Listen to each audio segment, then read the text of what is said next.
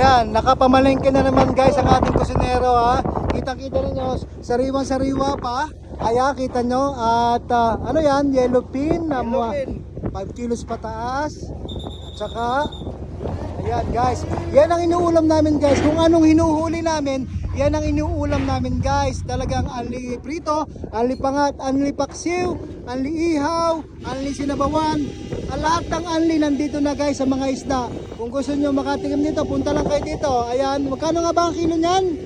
Ito, 380. 380. Okay? Oo, 380. Ito na ito lahat. Ayan, mga 380 guys dito pala. So kung gusto nyo bumili ng mga worth 380, dito lang kayo pumunta sa Papua New Guinea. Kasama nyo ang ating kusinero. Namamakyaw lagi siya dito guys. Namamakyaw lagi yan dyan. Namumulot lang ng isda guys. Ayan. Pinupulot lang yan guys ha. Shoutout mga kasimangin sa 567,000 sa Facebook page. Ganon din po sa ating YouTube channel. Nasa 62,000 tayo subscribers. Thank you guys. Content monetization, monetize na inyong kasimangis. At ayan naman, thank you sa inyong suporta. Ayan ang ating kusinero. Wow! Papunta na yon sa kanyang kusina, magluluto na.